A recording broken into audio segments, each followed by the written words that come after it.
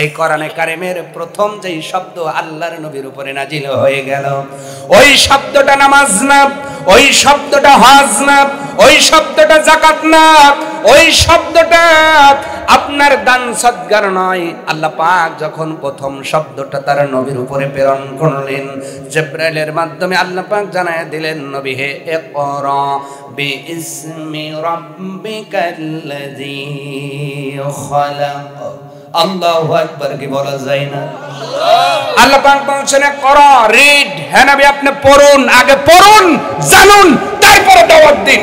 আল্লাহু আকবার। তার মানে যারা পড়ে এদের মর্যাদা আছে না নাই? এই জন্যতে বাই হলো তিনটে, যেটা পড়ে ওইটা ফাজ ওরা গাড়ি চড়ে, আর যেটা পড়াশোনা করে না ইরি রাইলের মধ্যে। কথা কয় না নাকি? খারাপ বললাম আমি? অসত্য কথা বললাম? পড়াশোনার ক্ষমতা কত দেখেন। এই জন্য আল্লাহ রাব্বুল আলামিন বলছেন, বান্দা বান্দি শোনো, আমি আল্লাহ প্রথম পড়ার কথা বললাম আর সর্বপ্রথম কলম সৃষ্টি করলাম। বলেন তো ভাই, আমরা যখন পড়াশোনা করেছি অথবা লিখেছি, বলেন তো পড়া লেখা না লেখা পড়া? আমার কথা মনে হয় বোঝেন নাই। লেখা পড়া না পড়া লেখা? বুঝেন কথা? তাহলে আগে কি? জোরে আগে কি? কারণ আল্লাহ পাক আগে বানিয়েছেন কলম, এরপরে বলেছেন রিড, ইকরা, পড়ো। এই জন্য আমরা কখনো বলি না পড়া লেখা, আমরা বলি লেখা পড়া। আগে লিখতে শেখো, পড়তে শেখো, বড় হয়ে গাড়িতে চড়ো, ঠিক না? সম্মানিত ভাইরা আমার, তাহলে ইলম যারা শিক্ষা দেন তাদের মর্যাদা আছে না নাই? জোরে বলেন আছে না নাই? আল্লাহর নবী বলেন, আমার উম্মত শোনো, এই দামি জ্ঞান যেই শিক্ষক দ্বারা তোমরা আয়ত্ত করো, আমি নবী বলে দিলাম কিয়ামতের দিন ওই সাহবে কোরআনকে আল্লাহ পাক যেই হাদিসটা আমার বাবাও বলে গিয়েছেন, সাহিবুল কোরআন যিনি হবে, এমন 10 জনকে আপনি জান্নাতে নিতে পারবেন। সে জান্নাতে গেছে এমন নয়, কদ ওয়াজাবাত লাহুন নার, যার উপরে জাহান্নাম অবধারিত হয়েছে। রব্বে কারীম বলবেন, যাও যাও যাও, এই 10 জনকে পছন্দ করে জাহান্নামের গেট থেকে তুলে জান্নাতে নিয়ে যাও। আরো জোরে, জোরে হলো না? জোরে বলো। এটা কি ফরজ? যদি কেউ বাদ দেয় জান্নাতে যাবে? যাবে? আল্লাহকে আইসে দেখ বাটাম রেডি রয়েছে, ঠিক না? ফরজ কতটুকু এবার ভালো করে নিয়ে যান বাসার মধ্যে। আপনার উপর আল্লাহ ফরজ করেছেন কতটুকু শিক্ষা। 1 নাম্বার, এটা আমি বলবো না, ইবনুল কাইয়্যিম রাহমাতুল্লাহ আলাইহি বলেছেন, তোমাদের উপরে 4টা জ্ঞান থাকা অত্যন্ত দরকার, এটা হলো ফরজ। এতটুকু জ্ঞান শিক্ষা না করে কেউ যদি কবরে যায়, আল্লাহ পাক তাকে পাকড়াও করবেন। ও আমার কৃষক ভাইয়েরা, আমার কৃষক চাচারা, ভালো করে শোনেন, আজকে আপনার জমিতে কতটুকু সার লাগবে সেটা আপনি বোঝেন। আপনার জমিতে কখন পানি দেওয়া লাগবে তাও বুঝলেন, আপনার জমি কখন পাকে পাটনাও লাগবে তাও বুঝলেন, কিন্তু এই জমির যে আইল ঠেলা যাবে না, এটা এখনো বোঝে। বাইমের মতো ফেস মারিলে কিন্তু হইব না, কথা কওয়া লাগবো। বোঝে কি? আপনার কাছে সব জ্ঞান আছে, তাহলে 4টা জ্ঞান লাগবে। কয়টা? ইমাম ইবনুল কাইয়্যিম রাহমাতুল্লাহ আলাইহি বলেন, কতটুকু তোমার উপরে জ্ঞান অন্বেষণ করা ফরজ। 1 নাম্বার, তোমার এতটুকু জ্ঞান থাকা লাগবে ইসলামের রুকুন স্তম্ভ, যেটার সম্পর্কে আব্দুল্লাহ ইবনে ওমর হাদিস বর্ণনা করেছেন, বুনিয়াল ইসলাম আলা খামসিন, শাহাদাতিন আল্লা ইলাহা ইল্লাল্লাহ, আকামুস সালাহ ওয়া আতুজ যাকাত, আস-সাওম, আল হজ্জ। জোরে বলুন সুবহানাল্লাহ। হজ, রোজা, নামাজ, আপনার যাকাত, নামাজ, কালেমা, কালেমা, নামাজ, রোজা, হজ, যাকাত যেমনি মুখস্থ করেন, উলট পালট হইলে সমস্যা নাই, কিন্তু এই 5টা বিষয়ে জ্ঞানটা রাখা লাগবে, এটা ফরজ। এটা কি জ্ঞান? আরো জোরে। এই জ্ঞান আপনার যদি থাকে আপনি নাজাত পাবেন, না হলে আখিরাতে ধরা খেয়ে যাবেন। এই জন্য আপনি যেথায় চলেন, আপনি যেথায় যান, এই 5টা বিষয়ে 1 নাম্বার জ্ঞান রাখতে হবে আমার ভাইয়েরা। সম্মানিত হাজিরিন, 2 নাম্বার জ্ঞান হলো ইসলামী শরীয়তের ইলম। ইসলামী শরীয়ত যেমন অজুর ফরজ কয়টা এটা জানা লাগবে, গোসলের ফরজ কয়টা এটা জানা লাগবে, তাইমুমের ফরজ কয়টা এটা জানা লাগবে। ঠিক কিনা? কথা বলে না, ঠিক কিনা? ঠিক বললেও ঠিক, না বললেও, কারণ এটা নফল সুন্নত না, এটা ওয়াজি, এটা ফরজ। এটা কি? 2 নম্বর শরীয়তের যতটুকু মানলে আপনি গুনাহগার হবেন না। হজ করতে যাবেন, কোথায় কিভাবে কি করা লাগবে এই জ্ঞান আপনার ভিতরে থাকা লাগবে। 3 নম্বর জ্ঞান হলো ইসলামে হারাম ও নিষিদ্ধ বিষয়ের জ্ঞান। কোনটা হারাম এই বিষয়ে যদি আপনি না জানেন, অজান্তেই আপনি ওই হারামের মধ্যে প্রবেশ করবেন। আর 4 নম্বর জ্ঞান হলো মুআমালাত আর মুআশারাত। মুআমালাত হলো লেনদেন। মুআমালাত মানে কি? লেনদেন মানে ব্যবসা। কি? আর জোরে। আহাল্লাল্লাহুল বাইয়া ওয়া হাররামার রিবা। কার দলিল? কার কথা? আল্লাহ বলেন আমি ব্যবসা হালাল করলাম। এই সম্পর্কে আপনার জ্ঞান থাকা লাগবে। কয় টাকায় কিনলেন, কয় টাকায় বেচলেন, মাঝখানে কয়টা কসম করলেন, মাঝখান থেকে কত টাকা ঠকাইলেন। এমন ব্যবসায় যদি থাকেন ভাই, সাইফুদ্দিন দোয়া কইরা বাঁচাইতে পারবে। রাগ করবেন না। মুআমালাত হলো লেনদেন। কিতাবুল বুই বুখারী শরীফের মধ্যে লেখা হলো ব্যবসার নীতি নবীজি বর্ণনা করেছেন।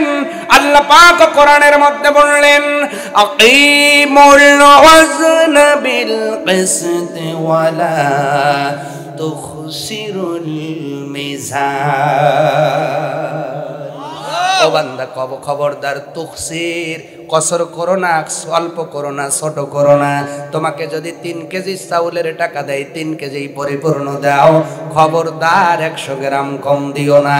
তার মানে নামাজের পূর্বে যেই আকিম ওজনের উপরেও সেই আকিম নামাজ কায়েম করা যেমন ফরজ, ওজন কায়েম করা তেমনই ফরজ। অথচ 5 ওয়াক্ত নামাজ পড়ে 3 ওয়াক্ত জনগণকে ঠেকায় এমন দোকানদার আমাদের এলাকায় আছে না? নাই। নামাজ ঠিকই পড়ে, চুলও সাদা, দাড়িও সাদা, পাঞ্জাবিও সাদা, দেখে মনে হয় আজগবি আলাইহিস সালাম। দেখি মনে হয় হ্যাঁ আসরের নামাজ পড়ে দোকানে বইছে, দোকানদার এসে একজন 10 কেজি চাউলের টাকা দিছে, মাত্র 9 কেজি 800 গ্রাম দিছে। কয়শো গ্রাম কম দিছে? কথা কয় না। আপনি গোস্তের দোকানে গোস্ত কিনে দেখেন তো, দরায়া দেয়, গড়ায় দেয়, হুজুর আইছে দরায় দে, দরায় দে, তেল দে, মাইটে দে, ফোফরা দে। বাড়িতে না দেখবেন মাত্র 200 গ্রাম কম। তাহলে যা কাটায় কাটায় দিছে আর কোডে মারছে চিন্তা করে। 16 নম্বর সূরা, সূরার নাম সূরা আল-নাহল। 78 নম্বর আয়াতের মধ্যে আল্লাহ রাব্বুল আলামিন বলেন, বান্দা বান্দি শোনো, ওয়াল্লাহু আখরাজাকুম মিন বুতুনি উম্মাহাতিকুম। আওয়াজ তুলে বলা যায় না আল্লাহু আকবার। আল্লাহ পাক বলছেন, ও পৃথিবীর মানুষ, নিশ্চয়ই সেই আল্লাহ, সেই মহান গরিয়ান রব, সেই মহান মালিক আখরাজাকুম তোমাদের বের করেছেন মিন বুতুনি উম্মাহাতিকুম তোমাদের মায়ের পেট থেকে। পৃথিবীর জমিনের কেউ তোমারে বাহির করে নাই, একজন বাহির করেছে। আওয়াজ তুলে বলতে হবে তিনি কে। এখানে 2 মিনিট কথা বলি জাতির লোকেরা, আলোচনা আপনাদের দোয়া নিয়ে। আপাতত এই বছরে বাংলাদেশে বিভিন্ন এলাকাতে আল্লাহ পাক করাচ্ছেন। আপনারা তো আমার জন্মভূমির মানুষ, একটু কান দিয়ে কথাগুলো শ্রবণ করবেন, আশা করি বাড়িতে নিয়ে যাবেন। আল্লাহ রাব্বুল আলামিন কেমন করে মায়ের গর্ভের থেকে আমাকে আপনাকে বের করে আনলেন। মেডিকেল সায়েন্স রিপোর্ট দিচ্ছে, ও পৃথিবীর মানুষ, সন্তান যখন মায়ের গর্ভের ভিতরে চলে যায়, ফি করারিম মাকিন, কোরআনের দলিল হলো অন্ধকার বেলাটারের ভিতর আল্লাহ পাক ওই শুক্রকীটকে স্থাপন করে দিলেন। ধীরে ধীরে সেটাকে রক্ত থেকে পানি থেকে রক্ত থেকে গোশতে পরিণত করলেন। এরপরে রব্বে কারীম খলাকাকা ফাসাওয়াকা ফাআদালাক, শরীরের সব গঠনগুলো করে দিলেন। হাত আলাদা করলেন, পা আলাদা করলেন, চক্ষু আলাদা করে দিলেন, তোমার নাক আলাদা করে দিলেন, মুখটা আলাদা করে দিলেন। মুখের মধ্যে দাঁত উঠবে, দাঁতটার মশলাটাও আলাদা করে দিয়েছেন কে? আল্লাহ। জোরে বলেন কে? জিহ্বাটারে আলাদা করলেন কে? আল্লাহ পাক যদি জিহ্বাটারে না দিতেন আপনি কিছুই খেতে পারতেন না। আল্লাহ পাক বলেন আমি সব কিছু মায়ের গর্ভের ভিতর আলাদা করে দিলাম, কিন্তু আলাদা করার ওয়াজ এখানে আল্লাহ পাক করেন নাই। আল্লাহ পাক করেছেন আখরাজাকুম মিন বুতুনি উম্মাহাতিকুম, আমি আল্লাহ তোমার মায়ের পেটের ভিতর থেকে তোমাকে সহি সালামতে বের করে এনেছি।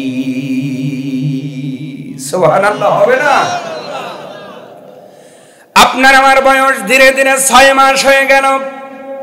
আমার আপনার পাটা নিয়ে মায়ের কলিজার নিচে ফিট করে দেওয়া হলো।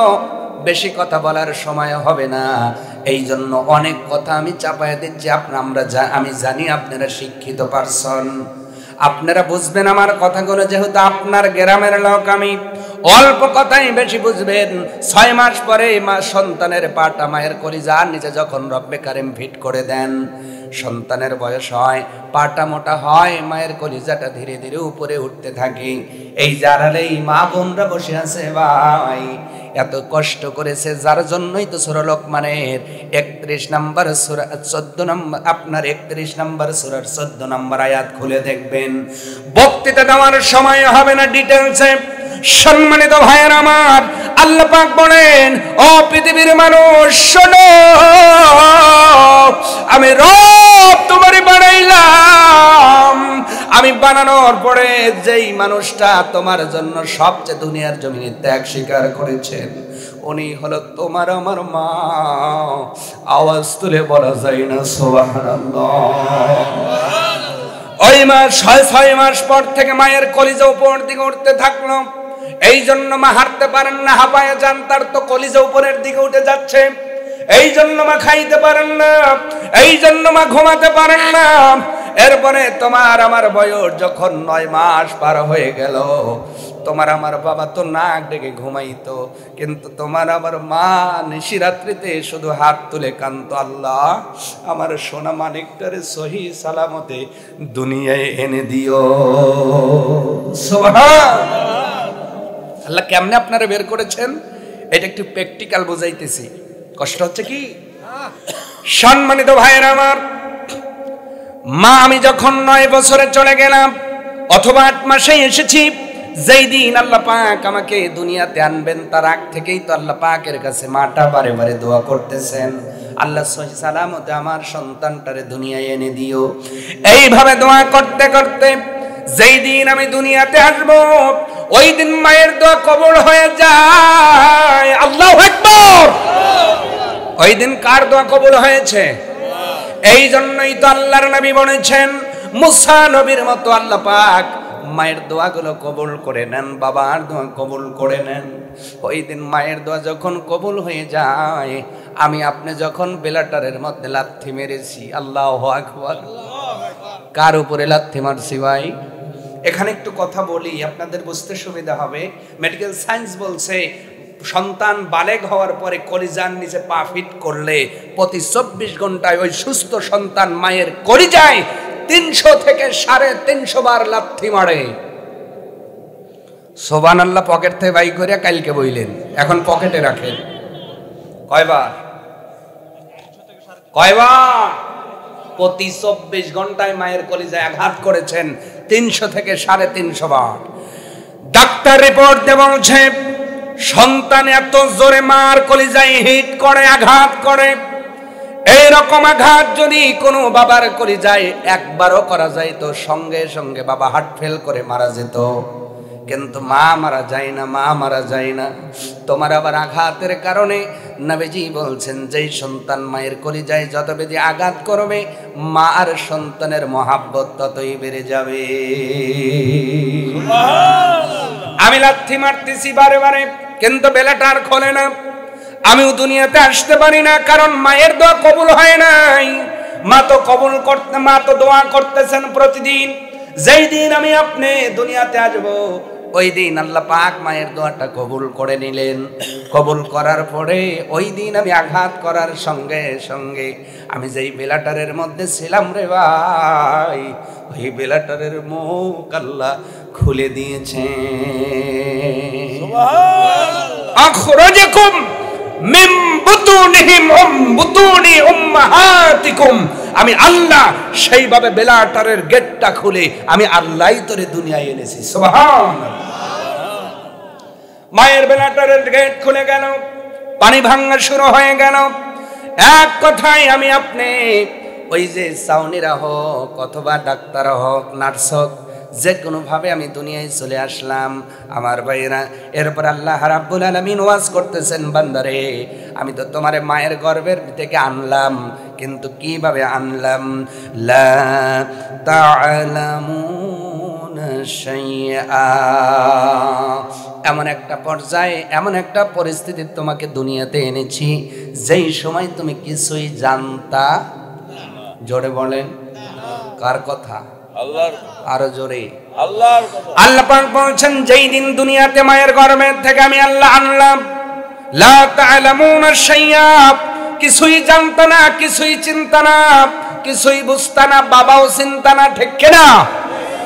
আমরা কিছুই চিনতাম না, কিছুই জানতাম না, আমাদের চেনার শক্তি ছিল না, জানার শক্তি ছিল না, তার মানে আমাদের কোনো জ্ঞান ছিল না। আজকে যে মাদ্রাসার প্রোগ্রাম খুব ডিপলি বুঝবেন, শর্ট টাইমে আমি ওই দিকেই চলে যাব, কারণ আমি কিন্তু ভূমিকায় কথা দেই না। আর তো আপনারা গ্রামের মানুষ, ভূমিকায় কেন সময় নষ্ট করব? ডাইরেক্ট আলোচনায় ঢুকে গিয়েছি। আমার জন্মভূমির মানুষেরা, আমার কাছের মানুষেরা, আমার আদরের মানুষেরা, আমার দোয়ার কোণের মানুষেরা, আশা করি আপনারা আলোচনাটা মাথায় ঢুকায় নিয়ে যাবেন। আল্লাহ রাব্বুল আলামিন বলছেন, আমি যখন মায়ের গর্ভের থেকে আনলাম, ওই সময় তুমি কিছুই জানতা না, কিছুই চিন্তা না, কোনো জ্ঞান ছিল না, ঠিক কিনা? জ্ঞান ছিল নাকি? আজকে যে আপনি ব্যারিস্টার, মায়ের গর্ভের থেকে পরেই ব্যারিস্টার না? আজকে আমি টিওনো, মায়ের গর্ভের থেকে পরেই টিওনো। আজকে আমি বক্তা, মায়ের গর্ভের থেকে পরেই বক্তা। কথা বলে না? তার মানে আল্লাহর কথার ভিতরে কোনো ভুল, অসঙ্গতি নাই, মিথ্যা নাই। আল্লাহ পাক বলছেন, যেই দিন মায়ের গর্ভে থেকে দুনিয়ার জমিনে আনলাম, ওই দিন তোমার কোনো জ্ঞান ছিল না, তুমি কিছুই জানো নাই। ওয়াজআলা লাকুমুস সামআ ওয়াল আবসারা ওয়াল আফইদা, ও বান্দা আমি আল্লাহ নিজ দায়িত্ব নিয়া তোমার শ্রবণ শক্তি আমি আল্লাহ দিয়ে দিলাম। জোরে বলুন সুবহানাল্লাহ। আর একটু জোরে বলুন সুবহানাল্লাহ। এই শ্রবণ শক্তি দিয়েছেন কে? আল্লাহ। আরো জোরে, আল্লাহ। আল্লাহ পাক বলেন, মায়ের গর্ভে থেকে আসার সময় কিছুই ছিল না, আমি আল্লাহ দায়িত্ব নিয়ে তোমার শ্রবণ শক্তির ব্যবস্থা করে দিলাম। ওয়াল আবসারা, এবং আমি আল্লাহ তোর দৃষ্টি শক্তি দিয়ে দিলাম।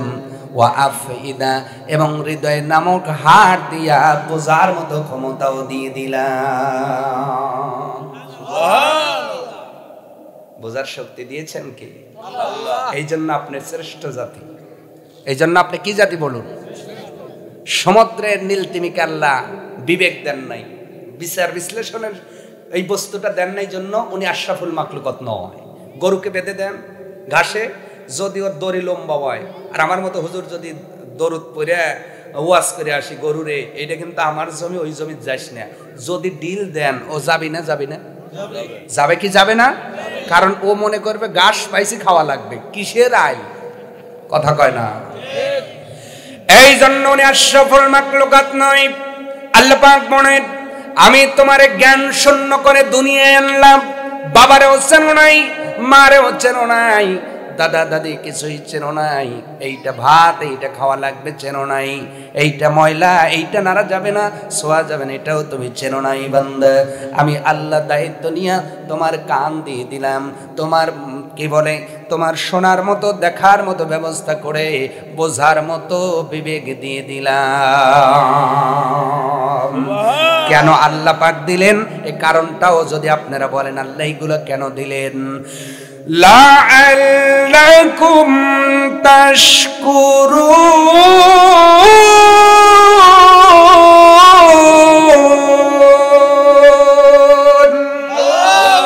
আল্লাহ পাক বলছেন আমি এই জন্য তোমাদের এত কিছু সেট করে দিলাম, ফিট করে দিলাম। ও বান্দা না চাইতেই দিলাম। তুমি দুনিয়াতে না কাঁদলে তোমার মাও দুধ দেয় না, তুমি না চাইলে তোমার বাবা আজকে জিলাপিও কিনে দেয় না, না চাইলে একটা খেলনাও কিনে দেয় না।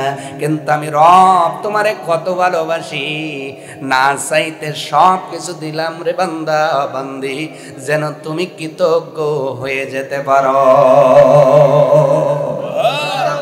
কৃতজ্ঞ হবেন আল্লাহর প্রতি, এই জন্য আল্লাহ সব কিছু দিয়েছেন। আলহামদুলিল্লাহ বলা যাবে না? আর ভাইয়েরা এবার আসেন, আল্লাহ পাক আমাদের জ্ঞান দিলেন। কি দিলেন? আসতে বলে কি দিলেন? জ্ঞান দিলেন। রব্বুল আলামিন আমাদের জ্ঞানী বানালেন। বলেন তো জ্ঞানী বানানোর মাধ্যম আছে না নাই? নাকি সরাসরি জ্ঞানী হওয়া যায়? ডাইরেক্ট জ্ঞানী হওয়ার জন্য শয়তান চেষ্টা করেছে, আজাজিল থেকে শয়তান হয়ে গেছে। কখনো অহংকার করেছে বোঝে নাই, ওই শয়তান আজাজিল ছিল। শয়তানের ব্যাপারে লেখাপড়া করে যা পাইলাম, এই দুনিয়ার জমিনে এতটুকু জায়গা পাবেন না যেখানে ও সেজদা দেয় নাই। প্রথম আসমানের নাম ছিল আবেদ, দ্বিতীয় আসমানের নাম ছিল জাহেদ, তৃতীয় আসমানের নাম ছিল তকি। এইভাবে সাত আসমানে সাতটা নাম। আল্লাহর আরশে আজিমের মধ্যে তার সার্টিফিকেট হলো তাওসুল মালাইকা, ফেরেশতাদের লিডার, ফেরেশতাদের আপনার কমান্ডার। এত সম্মান দেওয়ার পরেও নিজে নিজে পণ্ডিতগিরি করার কারণে আজাজিল থেকে, আবেদ থেকে, তকি থেকে শয়তান হয়ে গেছে। তার মানে জ্ঞানী নিজে নিজে হওয়া যাবে না, ওস্তাদ মেনে যারা জ্ঞানী হয় তারাই জ্ঞানী, না হইলে শয়তান হওয়ার সম্ভাবনা আছে। কষ্ট হইতেছে? কেন জিজ্ঞাসা করতেছি? বাইরের মানুষেরই কষ্ট দেই না? আপনার তো আমার কাছের মানুষ, বললেই মনে যায় অথবা বক্তা নিয়ে আসবে ইনশাআল্লাহ। যেহেতু ওস্তাদেরা কাছেই বসে আছেন, বেশি পণ্ডিতগিরি করা যাবে না, ঠিক কিনা? বাড়তি কথা কি বলা যাবে? আরে ওই যে উনি গাও দিয়ে কইবা ওয়াজ করবে দিছি জন্য জামন লই থানা আসি কই, ঠিক কিনা? কোন ওস্তাদের পাশে রেখে আমি বাড়তি কথা বলবো না, বাড়তি কথা বলার চেষ্টাও করি না। কারণ যার কারণে দাওয়াত দিয়েছেন ইসলাম হওয়া লাগবে, বুঝতে হবে, ঠিক কিনা? কোরআন বুঝতে হবে, হাদিস বুঝতে হবে। প্রিয় ভাইয়েরা, সম্মানিত হাজিরিন, একটু লক্ষ্য করেন, আমরা জ্ঞানী হলাম। জ্ঞানী হওয়ার জন্য প্রতিষ্ঠান দরকার। কি দরকার? আপনার এখানে সকলেই মুসলমান তো নাকি? সকলেই? এখন যদি প্রশ্ন করি, বলেন তো ইসলামের ইতিহাসে সর্বপ্রথম মাদ্রাসার নাম কি? জানা আছে কি? হুজুর ওটা জেনে আমার লাভ আছে, আমি চা খাবো আর করিমন দেখবো। কথা কয় না? আরো জোরে জোর হলো না? চাষটালে মুরব্বির ঠেলে এখন যুবকরা যাইতে শরম করে। নামাজের আগে ওই চাষটালা কয় যে ছবি হইতেছে তো, কয় হেনে ঠেকায় রাখ, আসরের নামাজটা পড়ে আসি। পড়ে এসে বসে কয় হানে আমার চা। কথা কয় না? আছে না নাই? আপনারা কি কষ্ট হইতেছেন? এই ঠেলায় অনেক যুবক এখন চাষটালে ঢোকে না, মুরব্বি দিয়েই তো চাষটাল বোঝাই। কথা কন না কা? আছে নাকি? আমি জানি কষ্ট লাগতে পারে, আঘাত লাগতে পারে, নিজের মানুষ আঘাত দিলে হয়তো কম লাগবে। যদি ফিরে আসতে পারেন আল্লাহ জান্নাতি বানাবে, ঠিক কিনা? আমার ভাইয়েরা, ওই সময় নষ্ট করলেন। হায়াত নামক দৌলত আল্লাহ দিয়েছেন, হিসাব নেবেন। এই হায়াত নামক দৌলত শুধু চাষটলে কাটালেন, চা খাইলেন আর টেলিভিশন দেখলেন, কিন্তু মুসলমান হিসেবে যা অর্জন করা দরকার তা করলেন না। একটু ভালো করে নামটা শুনে যান। আল্লাহর নবী আখিরি জামানার পয়গম্বর রাসূল আরবি সাল্লাল্লাহু আলাইহি ওয়াসাল্লাম ওনার মক্কার জমিনে সুদীর্ঘ 13 বছর দাওয়াত দেওয়ার ফলে যেই মুসলিমে কিছু মানুষ ঈমান এনেছিল তাদের দাস দেওয়ার জন্য, শিক্ষা দেওয়ার জন্য সাফা পর্বতের পাদদেশে একটা প্রতিষ্ঠান করেছিলেন। প্রতিষ্ঠানের নাম হলো দারুল আরকাম। নাম কি? মনে থাকবে? কথা কয় না রে, মনে থাকবে কি? নবী যেই প্রতিষ্ঠান করলেন নাম হলো দারুল আরকাম। এই নাম কেন হলো? কারণ যেই সাহাবীর বাড়িতে নবী প্রথম প্রতিষ্ঠান বানালেন সেই সাহাবীরটার নাম ছিল যায়েদ ইবনে আরকাম। ওনার নাম অনুসারে প্রতিষ্ঠানের নাম হয়েছিল দারুল আরকাম। এটা হলো মক্কার মাদ্রাসা। আর মদিনায় সর্বপ্রথম নবীজি হিজরতের পরে যেই মাদ্রাসা করেছিলেন, ও হাজিরা যারা হজ করতে গিয়েছেন, মসজিদে নববীর পূর্ব পাশে ওই মাদ্রাসার নাম হলো আহলুস সুফফা। আওয়াজ তুলে বলা যায় না সুবহানাল্লাহ? মনে থাকবে তো? থাকবে? আমি মাদ্রাসার ছাত্রই তো আজকে খুঁজে পাইনি, থাকবো কি? এই যে আমার দোস্ত আনিস কই গেল? ওই আনিস আছে, একটা ট্রিপল টানাবে, আমি আর ও মিলে টানাইছি। কারণ আমি এই মাদ্রাসায় পড়ছি, আমার তো একটা দায়িত্ব আছে, যতই বক্তা হই। কিন্তু এখন যে রানিং ছাত্র এদের আজ খুঁজে পাইনি। কথা কয় না ঠিক? মাদ্রাসার ছাত্র জালসা হইতেছে, মাদ্রাসার ছাত্রর খবর নাই। ও মাদ্রাসার নাম জানবে কেমনে বলেন? আবার কয় খালি ছাত্রী। কারণ আছে, ওই যে ঘোষণা হয়েছিল, যে ঘোষণা দিছে তিনি কি আর আছে না গেছে? কথা কন না, এমন ভাবে গেছে মেকআপের টাইম নাই, ঠিক না? ভাত, গরম ভাত খাওয়ারও টাইম নাই, চলে গিয়েছে। যিনি ঘোষণা দিয়েছিলেন মাদ্রাসায় পড়লে চাকরি হবে না, উনি তো আর নাই। আর ভয় কিসের? মাদ্রাসায় পড়ান, আলেম হবে, চাকরিওয়ালা হবে, কবরে যাওয়ার পরে দোয়া করলে কবরে রাজাব মাফ হয়ে যাবে। আর দরকার নাই, শুরু হয়ে গেছে তো হইছেই, ঠিক না? আমার ভাইয়েরা লক্ষ্য করেন, দুইটা মাদ্রাসার নাম মনে রাখবেন। মক্কায় নবীজি প্রথম যেই মাদ্রাসা গড়েছেন মাদ্রাসার নাম হলো দারুল আরকাম। মদিনায় নবীজি নিজের হাতে যেই মাদ্রাসা প্রথম গঠন করেছিলেন মাদ্রাসার নাম হলো আহলুস সুফফা। এই দুইটা মাদ্রাসা ইসলামের ইতিহাসে উম্মতি মুহাম্মাদের প্রথম দুইটা মাদ্রাসা। আওয়াজ তুলে বলা যাবে না সুবহানাল্লাহ? এই ধারাবাহিকতায় সুজা সিদ্দিকিয়া দাখিলি মাদ্রাসাও একটা মাদ্রাসা। তবে এইটা মাদ্রাসা, এইটা ফলের ফলের ফলের ফলের ফলের ফলের ফলের ফলের ফলের ফল, চিন্তা করছেন?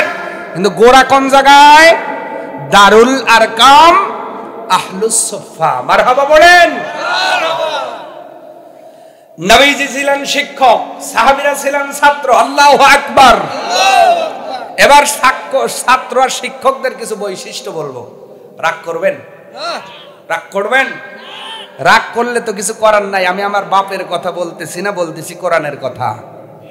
আপনারা যারা দুনিয়াতে যান আপনারা দেখেন, আমি এইভাবেই কথা বলি। আই ডোন্ট কেয়ার ইমামতি থাকবে না, আলহামদুলিল্লাহ।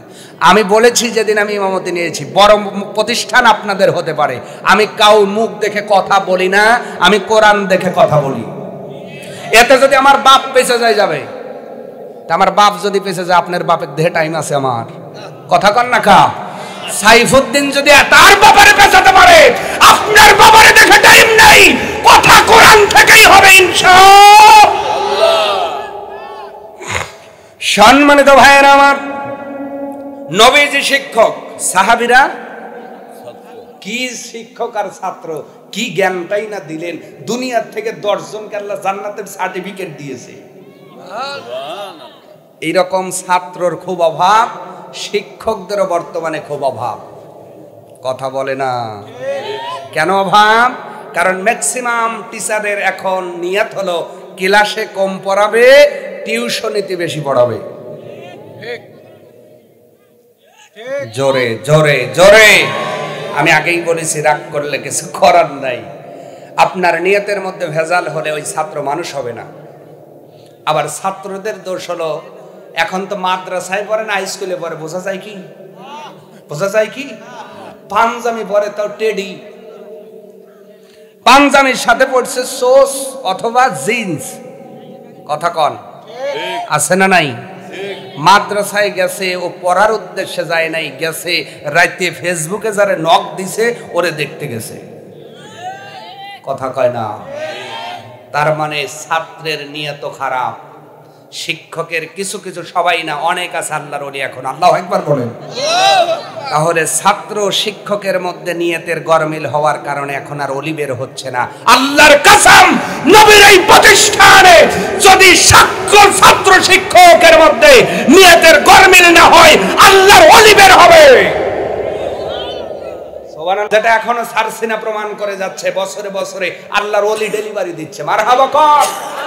আমার শ্রদ্ধেয় শিক্ষক, যার প্রতিষ্ঠানে আজকে আমি ঢুকে ইমামতি করতেছি, আমার আব্দুল আজিজ মাওলানা, আমার ওস্তাদজি বলেছেন, বাবারে আমি কামেলে ভর্তি হয়েছি, আমার স্যার বলে বিলেতি নাবান লাগবে। কি নাবান লাগবে? আর কাঁধে করে বিলেতি নামাইছি, কামেলের ছাত্র। আর এখন এইটে পরে স্যার যদি কয় পানি আনেন, কয় স্যার দেখেন না বড় হয়েছি। কথা বলে না? মিশকাতুল মাসাবি যারা পড়ান এবং যারা পড়েন ভালো করে বুঝবেন। মিশকাতুল মাসাবি, মাসাবি মানে গাছা। এই গাছা হলো আদবের গাছা। উনি এই জন্যই নামটা রেখেছেন, উনি বুঝিয়েছেন জাতির লোকেরা, ও ছাত্র ভাইয়েরা, নিজের মধ্যে আদবের গাছা বসাও, এলেম নামক আলোটা এমনি তোমার ভিতরে বসে যাবে। এই জন্য আদবওয়ালা ছাত্রের বড় প্রয়োজন। সম্মানিত ভাইয়েরা আমার, তাহলে মাদ্রাসার নাম জানলাম, এলেম শিক্ষা করার গুরুত্ব আছে না নাই? আসতে বলেন কেন? আছে না নাই? এই কেন আছে এটা আমি বলবো না, বলবেন তিনি। এলেম দিলেন যিনি, বলবেন তিনি। আমারে বানালেন যিনি, বলবেন তিনি। আপনারে বানালেন যিনি। রব্বে কারীম ডাক দেব বলছেন, বান্দা বান্দি শোনো, এলেমের এতই মর্যাদা। আল্লাহ রাব্বুল আলামিন আগে জিন জাতি বানান নাই, আগে মানব জাতি বানান নাই। আল্লাহ পাক তার সৃষ্টির মধ্যে সর্বপ্রথম যেই জিনিস সৃষ্টি করেছেন, কোরআনের দলিল অনুযায়ী সেই সৃষ্টিটার নাম হলো কলম। নাম কি? আরো জোরে। নাম কি? তাহলে কলমের পাওয়ার আছে না নাই? এই পাওয়ার দিয়েই তো আজকে বাই আর বাই জমি নাই। কথা কলমের পাওয়ার কম না বেশি?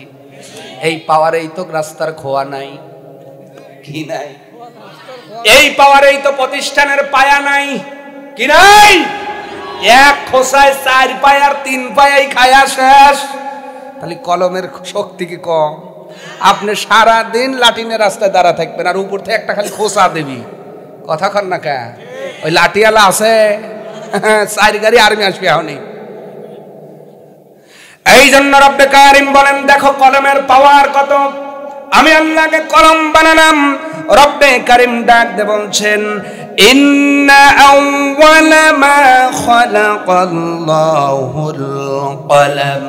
আল্লাহ পাক বলেন, নিশ্চয়ই রব্বুল আলামিন সর্বপ্রথম কলমটা সৃষ্টি করলেন। কলম বানানোর পরে আল্লাহ রাব্বুল আলামিন হুকুম করলেন ফাকল, অতঃপর কলমকে বললেন উক্তুব, লেখো। রাইট? আল্লাহু আকবার। কলমকে আল্লাহ পাক আদেশ দিলেন উক্তুব, লেখো। কলম এবার প্রশ্ন করলেন, ফাকল, কলম বললেন মা আকতাব, আমি কি লিখবো? কি বলতেছেন? কলম বলতেছেন মা আক্তুব, আমি কি লিখবো? আল্লাহ বলেন, আল্লাহ পাক বললেন তুমি লিখবা মানুষের ভাগ্য। সুবহানাল্লাহ। আল্লাহ পাক কি বললেন? তুমি লিখবা কদর। কোরআনে স্পষ্ট শব্দ হলো কদর। তুমি ভাগ্য লেখো, তাকদীর লেখো। কেমন তাকদীর? এখন থেকে শুরু করে এলা আবাদ। আবাদ মানে হলো একদম শেষ পর্যন্ত, এই নিয়ে শুরু করে শেষ পর্যন্ত যত মানব দানব ইনসান আসবে সবার ভাগ্য লেখা শুরু করে দাও। হুকুম কার? তাহলে আল্লাহ প্রথম বানালেন কি? জোরে বলেন কি? রব্বুল আলামিন সর্বপ্রথম কলম সৃষ্টি করলেন। এখানে আল্লাহ রাব্বুল আলামিন শেষ করে দেন নাই, এই মহাগ্রন্থ বিশ্বের বিস্ময়, শ্রেষ্ঠ কিতাব, শ্রেষ্ঠ মানুষের উপর আল্লাহ পাক যখন নাজিল করলেন, বলেন তো এই কোরআনে কারিমের প্রথম যেই শব্দ আল্লাহর নবীর উপরে নাজিল হয়ে গেল, ওই শব্দটা নামাজ না, ওই শব্দটা হজ না, ওই শব্দটা যাকাত না, ওই শব্দটা আপনার দান সদকার নয়। আল্লাহ পাক যখন প্রথম শব্দটা তার নবীর উপরে প্রেরণ করলেন, জিবরাইলের মাধ্যমে আল্লাহ পাক জানায় দিলেন, নবী হে ইকরা বিইসমি রাব্বিকাল্লাযী খালাক। আল্লাহু আকবার কি বলা যায় না? আল্লাহ পাক বলছেন করো, রিড, হ্যাঁ নবী আপনি পড়ুন, আগে পড়ুন, জানুন, তারপরে দাওয়াত দিন। আল্লাহু আকবার। তার মানে যারা পড়ে এদের মর্যাদা আছে না নাই? এই জন্যতে বাই হলো তিনটে, যেটা পড়ে ওইটা ফাজ ওরা গাড়ি চড়ে, আর যেটা পড়াশোনা করে না ইরি রাইলের মধ্যে। কথা কয় না নাকি? খারাপ বললাম আমি? অসত্য কথা বললাম? পড়াশোনার ক্ষমতা কত দেখেন। এই জন্য আল্লাহ রাব্বুল আলামিন বলছেন, বান্দা বান্দি শোনো, আমি আল্লাহ প্রথম পড়ার কথা বললাম আর সর্বপ্রথম কলম সৃষ্টি করলাম। বলেন তো ভাই, আমরা যখন পড়াশোনা করেছি অথবা লিখেছি, বলেন তো পড়া লেখা না লেখা পড়া? আমার কথা মনে হয় বোঝেন নাই। লেখা পড়া না পড়া লেখা? বুঝেন কথা? তাহলে আগে কি? জোরে আগে কি? কারণ আল্লাহ পাক আগে বানিয়েছেন কলম, এরপরে বলেছেন রিড, ইকরা, পড়ো। এই জন্য আমরা কখনো বলি না পড়া লেখা, আমরা বলি লেখা পড়া। আগে লিখতে শেখো, পড়তে শেখো, বড় হয়ে গাড়িতে চড়ো, ঠিক না? সম্মানিত ভাইরা আমার, তাহলে ইলম যারা শিক্ষা দেন তাদের মর্যাদা আছে না নাই? জোরে বলেন আছে না নাই?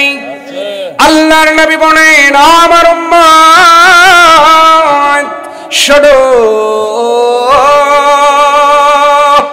এই দামি জ্ঞান যেই শিক্ষক দ্বারা তোমরা আয়ত্ত করো, আমি নবী বলে দিলাম কিয়ামতের দিন ওই সাহবে কোরআনকে আল্লাহ পাক যেই হাদিসটা আমার বাবাও বলে গিয়েছেন, সাহিবুল কোরআন যিনি হবে, এমন 10 জনকে আপনি জান্নাতে নিতে পারবেন।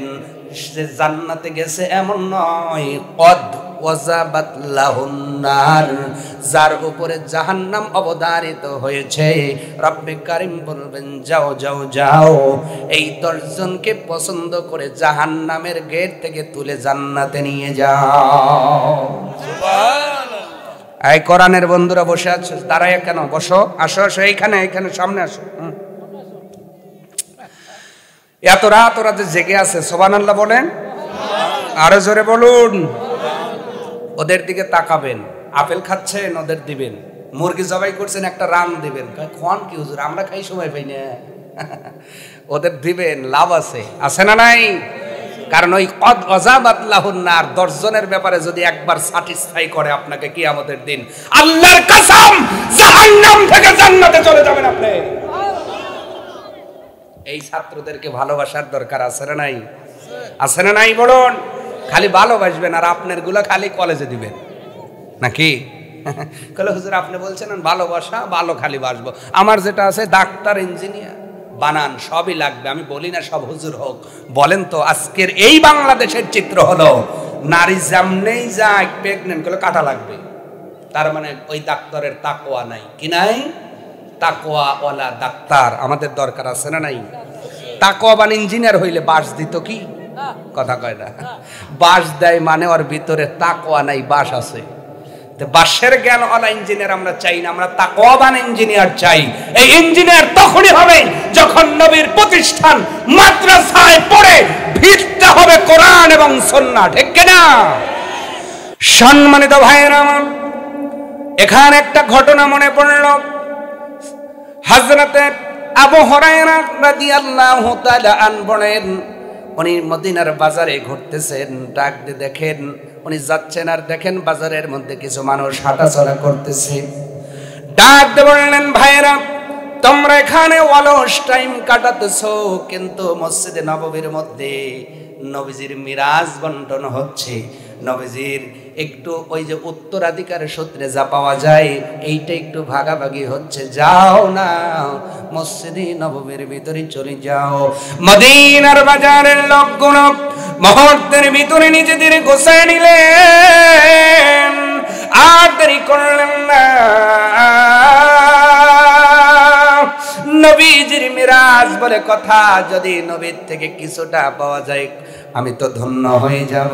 এই চিন্তা নিয়ে মদিনার বাজারের সব মানুষগুলো যখন মসজিদে নববীর ভিতরে চলে গেলেন, যা দেখে নবীজির কোনো ভাগাভাগি নাই, মনটা খারাপ করে আবার চলে আসতেছেন।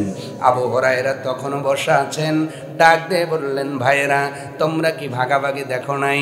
এবার বলতেছে, তুমি না নবীর সাহাবী, মিথ্যা কথা কেন বলো? হযরত আবু হুরায়রা বলেন, ওয়াল্লাহি বিল্লাহি কাল্লাহি, আল্লাহর কসম আমি আবু হুরায়রা মিথ্যা কথা বলি না।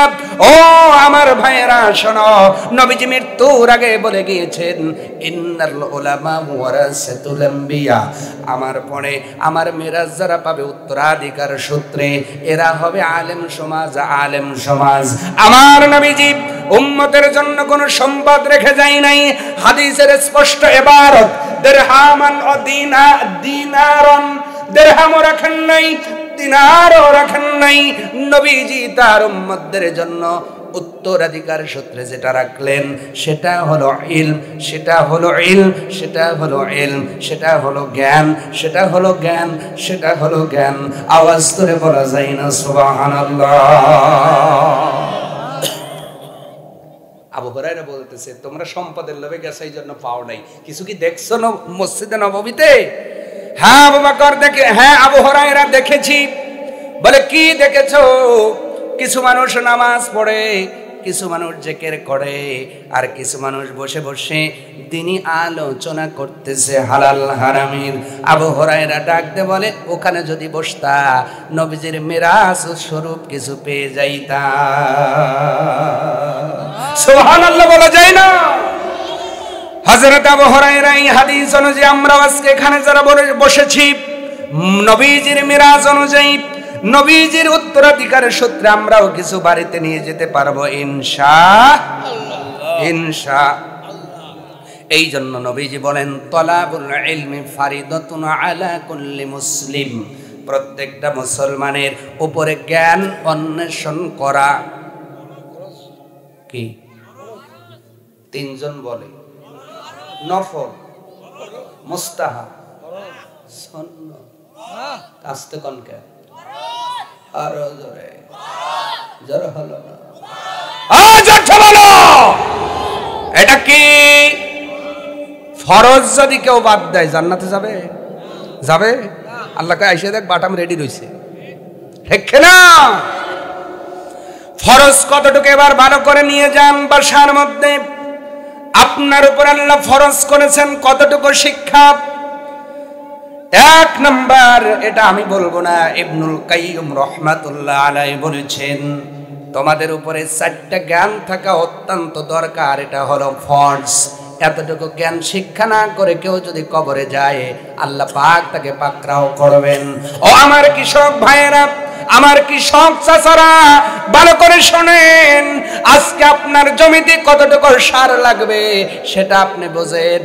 আপনার জমিতে কখন পানি দেওয়া লাগবে তাও বুঝলেন, আপনার জমি কখন পাকে পাটনাও লাগবে তাও বুঝলেন, কিন্তু এই জমির যে আইল ঠেলা যাবে না এটা এখনো বোঝে। বাইমের মতো ফেস মারিলে কিন্তু হইব না, কথা কওয়া লাগবো। বোঝে কি? আপনার কাছে সব জ্ঞান আছে, তাহলে 4টা জ্ঞান লাগবে। কয়টা? ইমাম ইবনুল কাইয়্যিম রাহমাতুল্লাহ আলাইহি বলেন, কতটুকু তোমার উপরে জ্ঞান অন্বেষণ করা ফরজ। এক নাম্বার, তোমার এতটুকু জ্ঞান থাকা লাগবে ইসলামের রুকুন স্তম্ভ, যেটার সম্পর্কে আব্দুল্লাহ ইবনে ওমর হাদিস বর্ণনা করেছেন, বুনিয়াল ইসলাম আলা খামসিন, শাহাদাতিন আল্লা ইলাহা ইল্লাল্লাহ, আকামুস সালাহ ওয়া আতুজ যাকাত, আস-সাওম, আল হজ্জ। জোরে বলুন সুবহানাল্লাহ। হজ, রোজা, নামা, আপনার যাকাত, নামাজ, কালেমা, কালেমা, নামাজ, রোজা, হজ, যাকাত যেমনি মুখস্থ করেন, উলট পালট হইলে সমস্যা নাই, কিন্তু এই 5টা বিষয়ে জ্ঞানটা রাখা লাগবে। এটা ফরজ। এটা কি জ্ঞান? আরো জোরে।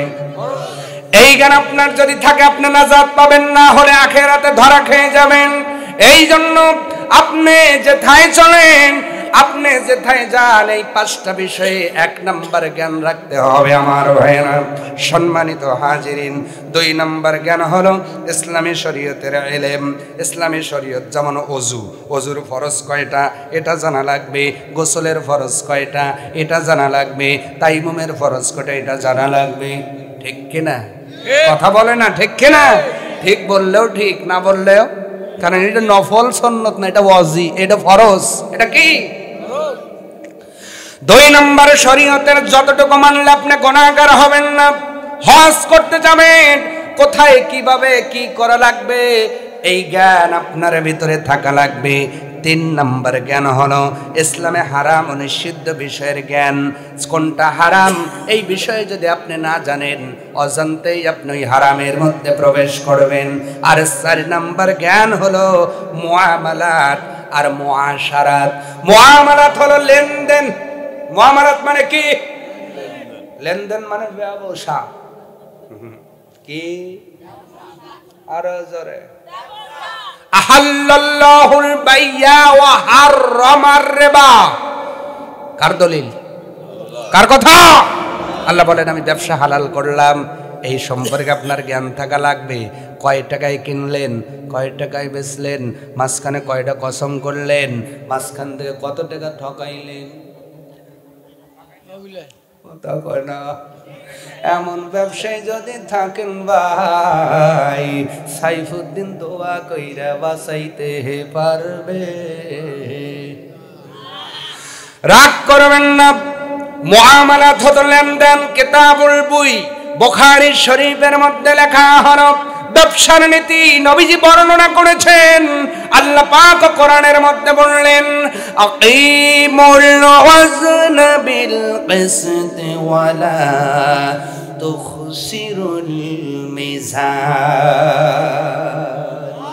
ও বান্দা, খবরদার তুখসির, কসর করো না, অল্প করো না, ছোট করো না।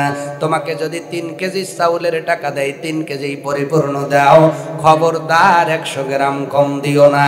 তার মানে নামাজের পূর্বে যেই আকিম ওজনের উপরেও সেই আকিম নামাজ কায়েম করা যেমন ফরজ, ওজন কায়েম করা তেমনই ফরজ। অথচ 5 ওয়াক্ত নামাজ পড়ে 3 ওয়াক্ত জনগণকে ঠেকায় এমন দোকানদার আমাদের এলাকায় আছে না? নাই। নামাজ ঠিকই পড়ে, চুলও সাদা, দাড়িও সাদা, পাঞ্জাবিও সাদা, দেখে মনে হয় আজগবি আলাইহিস সালাম। দেখি মনে হয় হ্যাঁ আসরের নামাজ পড়ে দোকানে বইছে, দোকানদার এসে একজন 10 কেজি চাউলের টাকা দিছে, মাত্র 9 কেজি 800 গ্রাম দিছে। কয়শো গ্রাম কম দিছে? কথা কয় না। আপনি গোস্তের দোকানে গোস্ত কিনে দেখেন তো, দরায়া দেয়, গড়ায়া দেয়, হুজুর আইছে দরায় দে, দরায় দে, তেল দে, মাইটে দে, ফোফরা দে। বাড়িতে না দেখবেন মাত্র 200 গ্রাম কম। তাহলে যা কাটায় কাটায় দিছে আর কোনে মারছে চিন্তা করে। আপনি গড়ায়া দিয়ে যদি এই বাপ ঠিক কিনা কোন। এই জন্য মুআমালাত, মুআশারাত, মুআমালাত হলো লেনদেনের জ্ঞান আর মুআশারাত হলো আচরণের জ্ঞান, ব্যবহারের জ্ঞান। ও যুবক ভাইয়েরা তোমাদেরই বলছি, ছাত্র ভাইদের বলছি, ছাত্রী বোনদের বলছি, ভালো করে শুনে যাবেন। এই জ্ঞানটা তোমার ভিতরে থাকা ফরজ। কার সাথে কি ব্যবহার করবেন, কাকে সম্মান করতে হবে, কাকে স্নেহ করতে হবে, কার সামনে চোখ তুলে কথা বলা যাবে না। আল্লাহু আকবার বলেন না কেন? আজকে বাংলার জমিন এতটাই খারাপ হয়ে গেছে, কোন জায়গায় যাওয়ার উপায় নাই। দাদার বয়সে বয়স, অথচ গাও বিলে তাড়িয়ে যায়। কথা কয় না? বয়স কার বয়স? দাদার বয়স। আর আমি ছোটবেলায় এই গ্রামেই তো মানুষ হয়েছি রে ভাই। আমি দেখছি যে 2 দিনের বড় যদি কইছে গেটা চুপ থাকতো, দেখছি যে আসলে অন্যায়, তারপরেও ভাইটে চলে আইছে যে বড় ভাই কইছে ঠিক আছে ভাই। কথা কয় না? আর এখন দাদার বয়সে বয়স, কথা কলি গাও বিলে চারিয়ে যায়। কথা কয় না? তার মানে ওর ভিতরে মুআশারাত নাই, ও ফরজ তরক করছে। কবরে যায় দেখো, গাও বিলে যাওয়া ছুটো ফালাবি, কথা কয় না। আমি কি আমার আব্বার কথা কই না দলিল দিয়ে কইতেছি? ইবনুল কাইয়্যুম বলেছেন এই চারটা জ্ঞান থাকা তোমাকে ফরজ। এই ফরজ তরক করে যেই কবরে যাবে, খবর আছে না নাই? লেনদেনের জ্ঞান, আচরণগত জ্ঞান, স্বামী স্ত্রীর সাথে কি আচরণ করবে, স্ত্রী স্বামীর সাথে কি আচরণ করবে, বাবা সন্তানের সাথে কি আচরণ করবে, সন্তান বাবার সাথে কি আচরণ করবে, এই সবগুলো জ্ঞান তোমার মধ্যে কোরআন এবং হাদিস দ্বারা শিক্ষা করে এরপরে মরা লাগবে। না হলে খবর আছে কবরে, খবর আছে। এই জ্ঞানটা কি আপনারা নিতে চান? প্রিয় ভাইরা, এখন একটু কষ্ট দিব। কারা কারা নিতে চান একটু তাকবীর দিব। লিল্লাহে তাকবীর, আল্লাহু আকবার। টান টান হাত নাওবা। আচ্ছা, এর ভিতরে পড়াশোনার বয়স চলে গেছে যার যার, এটা এখন আর দেখান তো। পড়াশোনার বয়স চলে গেছে, হ্যাঁ টান টান, হ্যাঁ হাত নাবান। আর বাড়িতে পড়াশোনা করানোর মতো বেটা উপযুক্ত, এইবার আর দেখান। বেটা আছে বা বিটি আছে, পড়ানো যায় এরকম, টান টান টান টান টান, হাত নাবান। কেন এত কষ্ট দিলাম জানেন? যে হুজুর আপনি তো বললেন এই চারটে জ্ঞান শিখতে হবে, আমার তো বয়স শেষ, এখন যদি মাদ্রাসায় যাই মানুষ বলবে দেখছে হ্যাঁ তারিফ হয়ে গেছে, আর এই কাম। লজ্জা হওয়া স্বাভাবিক। এই জন্য বলেছি সন্তান আছে যার, মাদ্রাসায় দিতে হবে। তাকে বলবে বাবা তুইও শিখবি, আমাকে এসে শিখাবি। সুবহানাল্লাহ বলে। এই জন্য এই খবরটা আপনাকে দিলাম। এখানে একটা কথা বলি, বুঝতে সুবিধা হবে।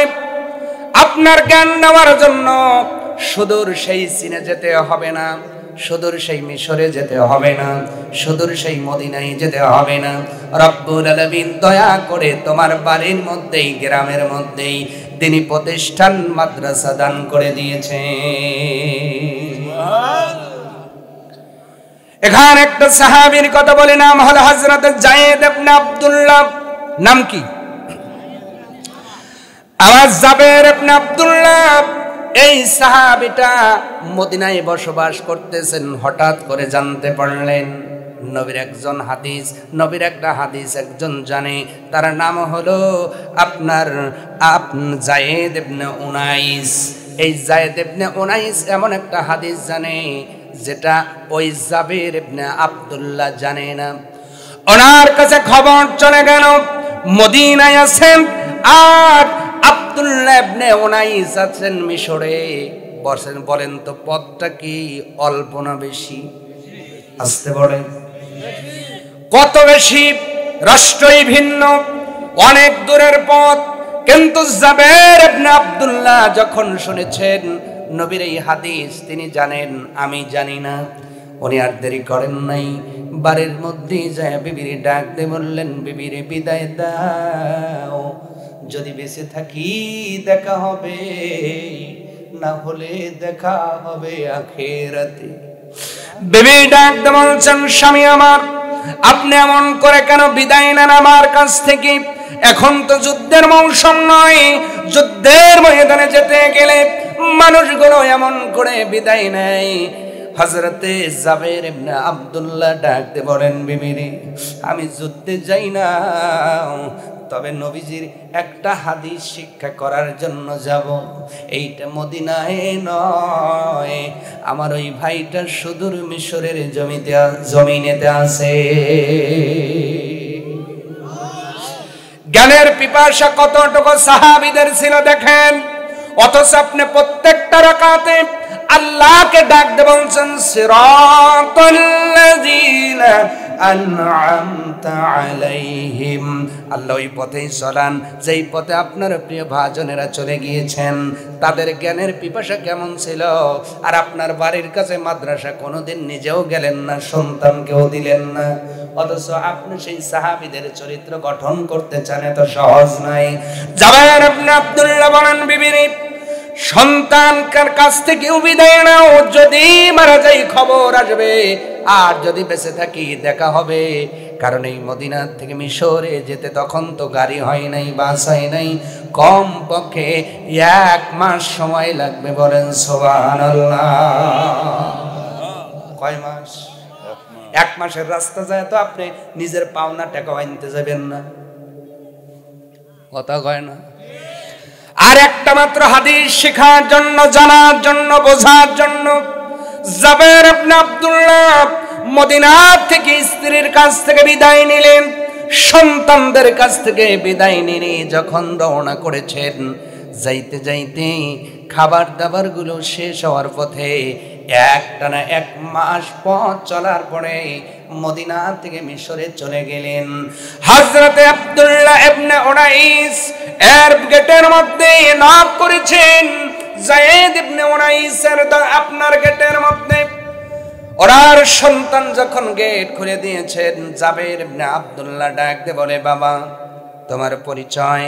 বলে, আমি হলাম এই যে যায়েদ ইবনে উনাইসের সন্তান। বলে, বাবা রে, তোমাকে দরকার না, আমার দরকার তোমার বাবাকে। বলে, আঙ্কেল ঘরে আসেন। বলে, ঘরে যাব না, বাবাকে ডাক দাও। সন্তান ভিতরে যা দেখে আব্বা দোতলায়, বলতেছে, আব্বা আপনার সাথে মদিনার থেকে কে যেন দেখা করতে আসছে। হযরতে যায়েদ ইবনে উনাইস ব্যালকনিতে আসছে। কাতে আসছে বলেন? দোতলা যাদের আছে, বোঝেন না? এখান থেকে তাকাইলে ওই যে দেখা যায় কি যায় না বলেন? ওই যে আছে ওখানে ব্যালকনি, দোতলার ব্যালকনিতে চলে এসেছেন হযরতে যায়েদ ইবনে উনাইস। নিচে আছেন জাবের ইবনে আব্দুল্লাহ। ডাক দিয়ে বলছে, ভাইরি মদিনা থেকে এসেছে, তোমার চুল হুস্কো খুস্কো হয়ে গেছে, মনে হয় ঘুম নাই, খাবার নাই, তাড়াতাড়ি ভিতরে আসো, তোমাকে কিছু খাবারের ব্যবস্থা করে রেস্ট করো, গল্প গুজব করে এরপরে হাদিসটা শোনাইয়া দিব। লোপিও শুধু একটু লক্ষ্য করবেন হাদিস শেখার প্রতি তাদের কি মানসিকতা ছিল। হযরত জাবের ইবনে আব্দুল্লাহ বলছে, ও আমার ভাই, ভিতরে যাব না, খাবার খাবো না, গোসল দিব না, রেস্ট করব না। এই যে 1 মাস আসলাম, আমার মনে হয় এর মধ্যেই তো মারা যেতে পারতাম। আমি তোমার ঘরে যাব না, আগে নবীর হাদিসটা বড় শুনবো, বুঝবো, ওই অনুযায়ী ভিতরে আমল আছে কিনা পরীক্ষা করব। ও ভাই, যদি আমি তোমার বাড়ির ভিতরে যাই, গোসলের জন্য যাই, সময় নষ্ট করি, বলা যায় না এর মধ্যে আজরাইল চলে আসতে পারে। আর আজরাইল যদি একবার এসে যায়, লা ইস্তাখিরুনা সাআতাও ওয়া লা ইস্তাকদিমুন। 1 সেকেন্ড আগেও নয়, 1 সেকেন্ড পরেও নয়, তোমার ঘরে ঢুকলে হয়তো জানটা কবজ হয়ে যেতে পারে। হযরত যায়েদ ইবনে উনাইস ডাক দিয়ে বললেন, ও জাবির, তোমার মতো জ্ঞান পিপাসু যতদিন দুনিয়ার জমিনে থাকবে, আল্লাহ পাক জ্ঞানকে উঠায় নেবেন না। ও জাতির লোকেরা, আমি তোমাদের সামনে মেসেজটা দিয়ে গেলাম, আজকে 1 মাসের পথ পাড়ি দিয়ে জ্ঞান শেখার দরকার নাই, একদিন যাওয়া লাগবে এমনও রাস্তা নয়। রব্বে কারিম দয়া করে ভালোবেসে তোমাদের ভিতরে সুজা সিদ্দিকিয়া দাখিলি মাদ্রাসার মতো একটা মাদ্রাসা কবুল করেছেন। ওই মাদ্রাসার শিক্ষকদের জিজ্ঞাসা করলেই হয়তো তুমি তোমার বুঝটা পেয়ে যাবা। তোমার সন্তানকে ওখানে পড়াইবা, তোমার সন্তানগুলো সঠিকভাবে দার্স নিয়ে তোমার কানের মধ্যে দিয়ে দিবে। ও বাবা, বাবা গো, আজকে হুজুর এই পড়াগুলো পড়াইছেন, আল্লাহর কসম ইবনে কাইয়ুম রাহমাতুল্লাহ আলাইহির বর্ণনা অনুযায়ী এই 4টা জ্ঞান যদি শিক্ষা না করো ভাই, কবরে নাজাত পাওয়ার কোনো সম্ভাবনা নেই। এইবার বলেন, আমরা মিস করলেও সন্তানকে মিস করানো যাবে না? যাবে কি? এইবার যাদের যাদের বেটা আছে, আগামী এই জানুয়ারিতে একটা বেটা ভর্তি করবেন মাদ্রাসায়, এই রকম টান করে আর দেখান তো এখন আমি যে 2 লাখ দিছি, টান টান টান টান টান টান টান টান, যাক আমাদের তো কয়েকজন পাইছি। আর গুলো খুলো না হুজুর, যতই পাম দেন ও হবি না নে, আমার নিয়ত হলে ডাক্তার হবি। হ্যাঁ ঠিক না? আমি বলি নাই সব বেটারে দেন, আমি বলছি একটা বেটা দেন। আমি বলি নাই সব বিটিরে দেন, আমি বলছি একটা বিটিরে দেন। আমি বলি নাই সব বিটিরে আলেম দেহে বিয়ে দেন, আমি বলছি একটা বিটিরে আলেম দেহে বিয়ে দেন। লাভ আছে, মরে যাওয়ার পর মিষ্টি যখন খাইবেন না তখন তো আর কবের পারবেন না জাতির লোককে। আর যদি ওই তালা দেহে বিয়ে দেন জ্বালা বাজবে পড়ে। কথা কই না, তালার জ্বালা আছে না নাই? আলেমরা 5,000 টাকা বেতন পায়, যেমনি সংসার চলে 50,000-ও চলে না। কারণ আছে, বলবো কি কারণ? বলবো? তাহলে এই যে মা বোনরা খুশি হইব না? বলি, একটা ইমাম বেতন পায় কত বলেন? 5,000, বড় জোর 10,000। এই বাজারে 10,000-এ কতদিন চলে? কর চলে কি? এরপরে হুজুর কি খাটো জামা পরে না লম্বা জামা পরে? জোরে বলে না। হুজুর যে পরে এটা খাটো না লম্বা? কাপড় বেশি না কম? এটা চকচকা না পুরান? কিরি 5,000 টাকা বেতন হুজুর পড়ে কিরি, আর একজন 50,000 টাকা বেতন পায়া পাশা দেখতে পারে না। কথা কয় না? আছে না নাই? কারণ আছে। ম্যাক্সিমাম আলেমের স্ত্রীরা কোরআন পড়ে। আল্লাহর কসম, যেই বাড়িতে ফজরের পরে কোরআনের তেলাওয়াত হয় আল্লাহ পাক ওই রিজিকের মধ্যে 100 গুণ বরকত দিয়ে দেয়। আপনি ভ্যান চালক, আগামী সকাল থেকে আপনার স্ত্রীকে কোরআনওয়ালা বানায়া দেন, ভ্যান চালায়া সরকারি চাকরির চেয়ে ভালো চলবেন। আর 1 লাখ টাকা বেতন পাবেন স্ত্রী যদি জিলিক মার্কা হয়, আল্লাহর কসম 10,000-ও টিকবে না। কথা খান না কা? তার মানে চাবি কি আপনার হাতে না কার হাতে? ওই যে অমর বসে রয়েছে, ঠিক না? তো মায়েরা একটু কোরআন পড়েন।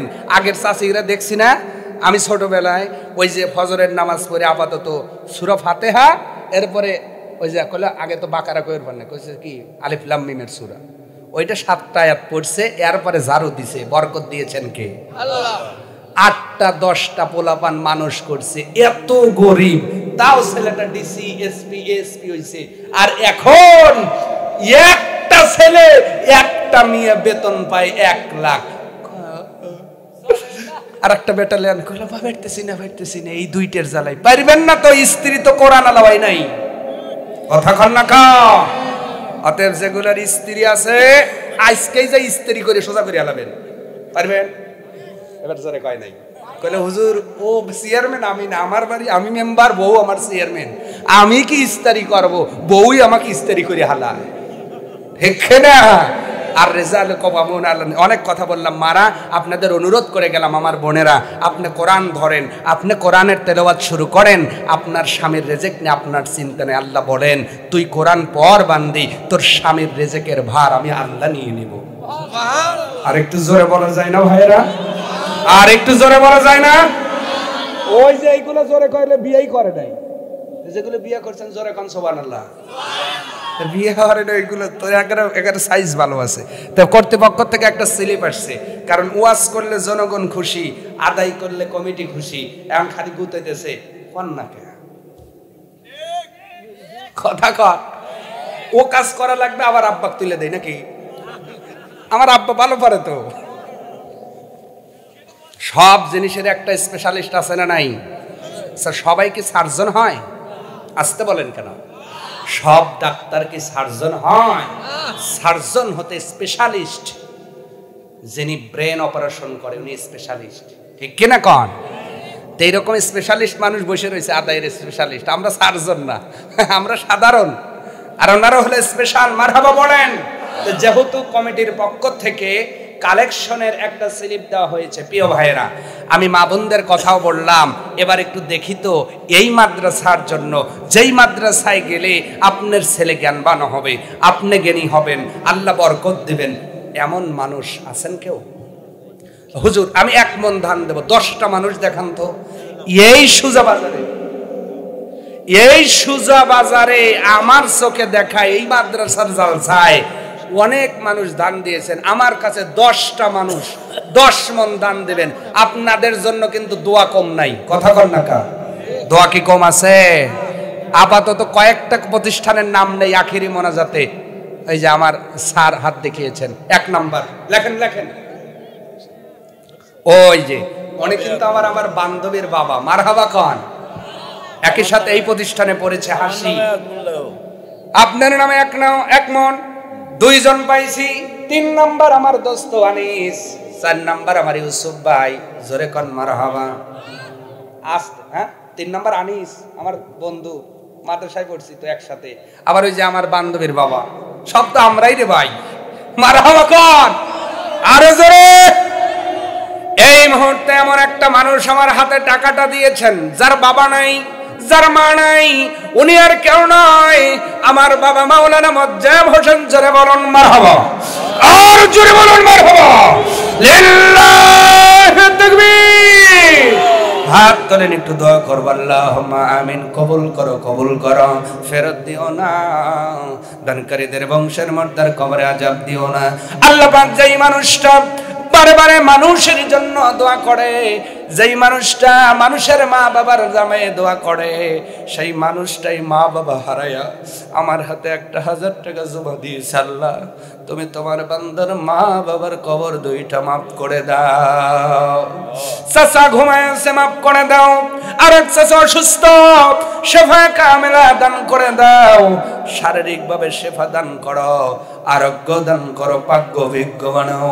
হায়াত যতদিন আছে ঈমান আর আমলের উপর বহাল রেখে দিও। মনের আশা অনুযায়ী একটাবার মদিনার মুসাফির বানায়ো। সকলেই বলেন আল্লাহুম্মা আমিন। আর একটু জোরে বলেন আমিন। আমার কাকা আবুল কালাম সাহেব 2 বোন অসুস্থ, মেয়ের জন্য বাবা 200 টাকা আমার আল্লাহ বাবার দান মেয়ের জন্য কবুল করো। 2টা মেয়েকে শেফায়ে কামেলা হাজেরা দান করো, সুস্থতা দান করো। সকলে বলেন আমিন। 4 নাম্বার রোল পেলাম, 5 নাম্বার রোলে কেমন দানবীর নাই আমার মতো গুনাহগারের কাছে একটা মন ধান দিতে পারবেন। 5 নাম্বার রোলে কে আছেন? হুজুর সাইফুদ্দিন, অনেকের ভাইয়ের মতো, ভাতিজার মতো, নাতির মতো। কি 2 জন তুলছে দেখেন না, 3 জন তুলছে, লেখেন, তুলে রাখেন, একটু কষ্ট হলে আল্লাহ সওয়াব বেশি দিবেন। 3টা নাম একটু তুলে নেবেন তাড়াতাড়ি। 4 আর 3 কত? আসতে বলে ভাত, ভাত কত? তো এই 7টা একটু ভালো করে কয়ে। আমি বলছি ভাত খাওয়া দাওয়া হয়েছে, আর খাবো না। মোহাম্মদ নবী প্রামাণিক সুজা, এক মন দান, জোরে বলুন মারহাবা, আর জোরে বলুন মারহাবা। আল্লাহ তোমার সম্ভবত আমার মামা হবেন, আল্লাহ তুমি তো আমার মামার দান কবুল করো, জীবনের গোড়াবাম করো, আমল বৃদ্ধি করো, সখী করো, গনি করো, ধনী করো। আল্লাহ বলে করো না আর নামাজরা বানাও। যতগুলো মর্দা গহীন কবরে পড়ে আছে আযাব দিও না, সংশোধিত মুসলমান বানায়ো। আসাদুল ইসলাম কাজল হাজী মোতালেব সরকার আমার ফুফাতো ভাই, আমার কাজল ভাই 100 টাকা দাম ধান, সন্তানের জন্য দোয়া চাই। আল্লাহ একটা নেক সন্তান দিয়ে আমার ভাইকে খুশি করে দিও। আব্বা আম্মাকে সেবা দান করো, বড় বোনের কবরটা মান করো। সুজন সরকার, পিতা বকুল সরকার, মৃত 2 সন্তানের জন্য বাবা হয়ে 500 টাকা জমা দিল। ও মালিক, সব বাবার দান সন্তানের জন্য কবুল করো। ওই 2টা কবর মাফ করো, সখী করো, গনি করো, ধনী করো। আল্লাহ বলা কোরআন ওরে নামাজ বানাও। সন্তান সহ আর যারা গহীন কবরে পড়ে আছে, কবর 2টা জান্নাতের টুকরা বানাও। মোহাম্মদ গোলাপ মোল্লা সুজাবাড়ি, নগদে 500 টাকা, 1 মন দান করলো। দান নাকি আধা মন? 1 মন ধান, জোরে বলুন মারহাবা, আর জোরে বলুন মারহাবা। আল্লাহ তোমার বান্দা গোলাপ মোল্লার দান কবুল করো, জীবনের গুনাহ মাফ করো, ফসলে আমলে বরকত দাও। যতগুলো মর্দা গহীন কবরে পড়ে আছে আযাব দিও না। মৃত জিলিম খার জন্য 500 টাকা বাকি দিয়ে দোয়া চাই বুড়ো খাতুন। আল্লাহ তোমার বান্দির দান কবুল করো, যেই উদ্দেশ্য দিল সেই উদ্দেশ্য পূরণ করে কবরটা মাফ করো। এসএম বাবর আলী স্যার, আমার নিজের স্যার, আমার একবারে কাছের স্যার, যিনি আমাকে বাংলা পড়িয়েছেন, আমার স্যার 1000 টাকা মৃত স্ত্রীর জন্য দোয়া চাই। দোয়া না করে পারলাম না, হাত তোলেন, দোয়া করো, আল্লাহুম্মা আমিন। আল্লাহ তাআলা যতগুলো স্লিপ পড়েছি সকল কার্দান কবুল করো। এই মুহূর্তে তোমার এমন একজন বান্দা আমাকে যিনি বাংলা পড়িয়েছেন এই সোজা মাদ্রাসায়, আল্লাহ স্যারও বড় জীর্ণ শীর্ণ হয়ে গিয়েছেন, আল্লাহ শারীরিকভাবে সেবা দান করে দাও। আল্লাহ ওনার শাহাদার বিড়ি আর কবরস্থ হয়ে গেছে। না মালিক তুমি তোমার বান্দিকে মাফ করলে আফিল করার কেউ নাই। মেহেরবানি করে তোমার বান্দা মানে স্বামীর দান কবুল করে স্ত্রীর কবরটা জান্নাতের টুকরা বানাও। আমার সোহাগ ভাই বসে আছে, সম্রাট হয়তো বগুড়াতে আছে, আল্লাহ দুইটা সন্তানকে মানুষের মতো মানুষ বানায় দিও, কামাই রুজিতে বরকত দিও, আল্লাহ হালালের উপর থাকার তৌফিক দিও। নামাজওয়ালা, কোরআনওয়ালা, ইসলামওয়ালা, কোরআনওয়ালা হিসেবে কবুল আর মঞ্জুর করে নিও। সকলেই বলেন আল্লাহুম্মা আমিন। আমার কাকা দিল 500 টাকা, আল্লাহ আমার কাকার দান কবুল করো, যেই নেতে দান করো নেত পূরণ করো, জীবনের গুনাহ মাফ করো, আমল বৃদ্ধি করো, সখী করো, গনি করো, ধনী করো, বংশের যতগুলো মুর্দা আমার দাদা সহ ঘুমিয়ে গেল ওই কবরগুলো জান্নাতের টুকরা বানাও। মোহাম্মদ নুরুল ইসলাম সুপার রত্ন মাদ্রাসা নগদে 500 টাকা। এক মন দান জোরে বলুন মারহাবা, আর একটু জোরে বলুন মারহাবা। আহারে আল্লাহ, একজন হাজী মানুষের দান, একজন আলেম মানুষের দান, একজন সুপার মানুষের দান, আমি কেমন করে দোয়া করব? আমি ছোট মানুষ। আল্লাহ তোমার গায়বী মদত দ্বারা তোমার বান্দার মনের নেক বাসনাগুলো পূরণ করো, বংশের যতগুলো মুর্দা গহীন কবরে আযাব দিও না, শারীরিকভাবে সুস্থতা দাও। সকলেই বলেন আল্লাহুম্মা আমিন, আর একটু জোরে বলুন। মিয়াসাল গোপনে দিছে, যত গোপনেই দিক আমার আল্লাহ কি বোঝে কি বোঝে না? আসতে বলে, জানে কি জানে না? আমি না জানলেও আল্লাহ জানেন। আমার কাকা 100 টাকা, একজন গোপনে দিয়েছে অনেকগুলো টাকা। আল্লাহ দান কবুল করো, মনে নেক বাসনা তুমি গোপনে পূরণ করে দাও, আয়েশা খাদিজার চরিত্র দাও, আমলওয়ালা ঈমানওয়ালা বানাও। সকলেই বলেন আল্লাহুম্মা আমিন। আপনারা উঠবস করতেছেন কেন? কষ্ট হইতেছে? রাগ করছেন? রাগ করছেন? প্রধান বক্তা আসতেছে ভাই, প্লিজ পরিবেশ আপনারা নষ্ট